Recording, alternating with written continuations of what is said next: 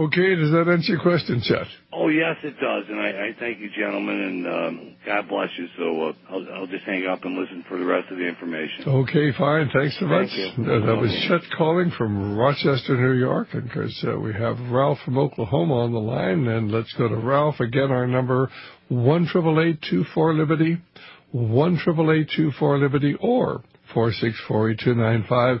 Hi, Ralph. How are you doing? Hello, Doctor. I wonder if you or Bob, I've heard about this for the last few days, the big-time counterfeiting of the $20 numismatic. And no, what we talking about, a $20 gold piece or what? $20 gold piece, yeah, that would be your... I look with skepticism upon that report, first of all. And, yes, there are counterfeits out there, but any professional can pick them out in 5 seconds. Oh, yeah, I heard that. And so counterfeiting is not a problem. If you buy them on eBay, you might get them. Yeah. Or if you buy some souk in the Middle East, you might get a short-weighted coin, because that's what they do. They short-weight them. I really don't see that kind of a problem. And I just don't believe it's as widespread as that article would lead one to believe. And we keep on hearing these stories. I've heard them for 50 years. The same old garbage. And, oh, really? I didn't mint realize state that. graded numismatic coins are an excellent investment. Okay, does that answer your question? I don't like circulated numismatic coins because they're worth melt value. Oh, yeah. Okay, thank you, Bob. Dr.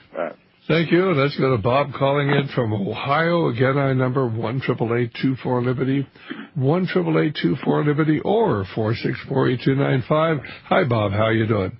Okay, Dr. Stan, how you doing? No complaints at all. Do you have a question for our guest? Yes. Bob, I've heard you say that if we don't get rid of the Democrats and get some Tea Party people in here, we're not going to turn this around. What do you think is going to happen with Specter and McCain in the next couple of days here? Well, first of all, what I said was, that with the exception of Ron Paul, vote them all out. Right. It doesn't matter what party they're in. Because anybody who's in office, 95% of them are crooks. They're all getting paid off. I don't care whether they're Republicans or Democrats. That's a syndrome. And we want to get rid of that syndrome. What we want to do is get people in there who are not a bunch of thieves. And I don't care whether they belong to the Tea Party or the Coffee Party or the Whiskey Party, for that matter. And that's the answer.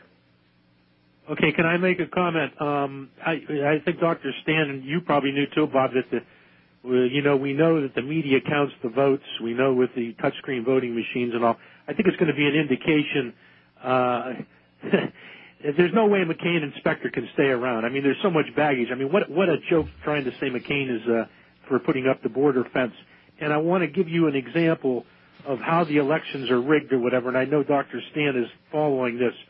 Jim Traficant, who was a political prisoner, the only congressman to be thrown in jail the last 100 years and thrown out of Congress, or I should say expelled from Congress in the last 100 years and put in jail 7 years, is filed to run as an independent. And they are so afraid of him. Obama is coming into Youngstown tomorrow. They started up a General Motors plant, a third shift, and we know there's no manufacturing and nothing's going on. I say that in context that I think the elections are so rigged, and I'm going to watch McCain and Specter tomorrow. If those two guys don't go, I think it precludes that we're not going to be able to do anything with these phony elections that they're giving us. Well, I think, Bob... Wait a minute. If that's the case, you better start taking the Cosmoline off your weapons. Well, I think the first thing we have to do is... That's the only avenue you've got left. I understand that. We have to get rid of the phony voting machines, get rid of the electronic voting machines, talk to everybody you know.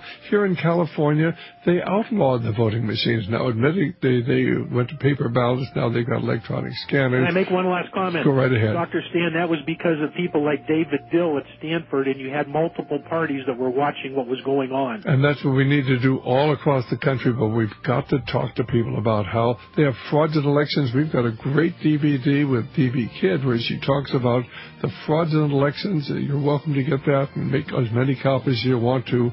People have to understand we're dealing with rigged elections. Okay, Dr. Stan. Thank you. God bless, and we'll be back in just a moment here with Greg calling from California. Our guest, Bob Chapman from the International Forecaster. Thank you for all for listening. Bye-bye. Well, this is Dr. Stan back here, and we do hope you enjoy our weekly conversation with Bob Chapman.